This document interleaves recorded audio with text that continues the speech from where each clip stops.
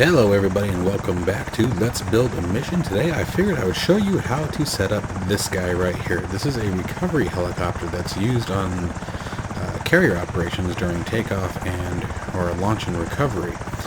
The idea behind it is, God forbid somebody fall into the water or an accident happens and they need to rapidly get divers into the water. This helicopter is already in the air and ready to begin rescue operations. So stand by for a second. I'm going to show you guys how to set it all up. Alright guys, so here we are back in the mission editor and we have our carrier group, and what I've done is set a helicopter down. I'm using the SH-60 Blackhawk, or Seahawk I guess what it would be at this point.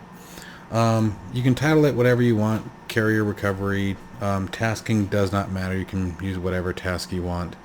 As the follow, I wanted to show you guys this does not work with ships. Okay, so what you're going to want to do is we take our carrier speed. I'm running about 27 knots. Okay, now I'm running no wind on this, so if you're running wind you may run into some mixed results on this, but I'm running no wind because I want my carrier to be able to change direction and always have the headwind on the landing side of the aircraft.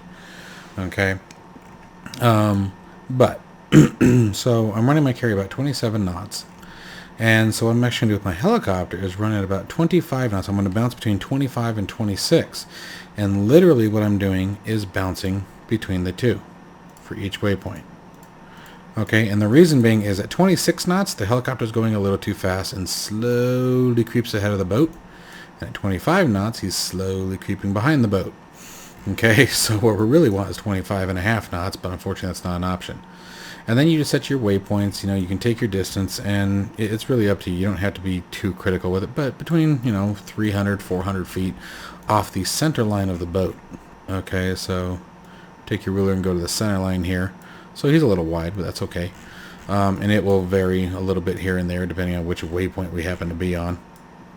But you want to keep your waypoints pretty short. Some of these are, like these two, are actually probably a little long, because again, at 25 knots he's falling behind the boat. At 26 knots he's going ahead of it. Okay, with the boat at 27 knots at the set mission editor speed.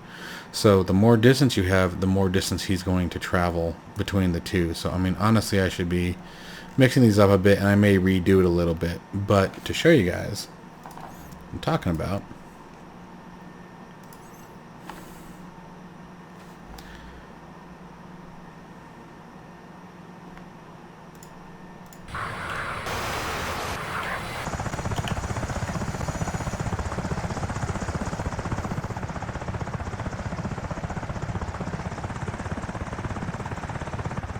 Okay, so here we are in game. I'm going to speed time up so that way you guys can sort of see what's happening.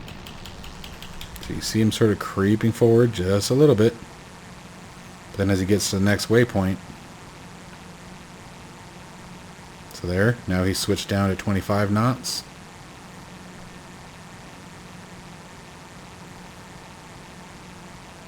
And 26 knots.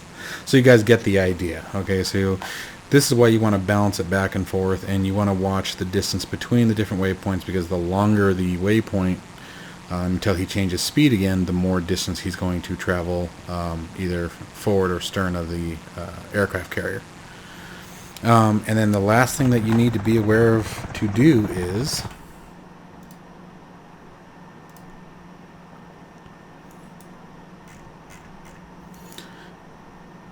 just be sure that on your last waypoint you go into your advanced waypoint actions, and we're going to go perform command, switch waypoint, and tell him to return to the starting waypoint.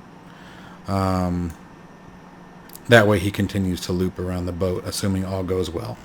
Now you may find yourself having to mess with these a little bit, especially in turns and things like that. It may change position, it may drastically change the helicopter's position depending on where it's turning, how far it's turning, etc., etc., etc. But after that point, it's just sort of trial and error. You got to sort of play with it a little bit. Now, once you get this set up, I highly recommend that you set a template for it, because it's, I mean, like I said, it's easy to do. it's tedious. It's time consuming. It is. It's a lot of back into the sim, speed it up, see what's happening, out of the sim, back in mission editor, back and forth, back and forth. But anyway, I thought you guys might enjoy that one, so I figured I would share that with you. So much of the sim enjoyment and immersion comes from the environment just as much as it does from the missions and the aircraft. So leave a like and subscribe, guys. Really helps out a lot, and I appreciate all of the views and subscriptions, and I will catch you guys in the next one. Stay safe.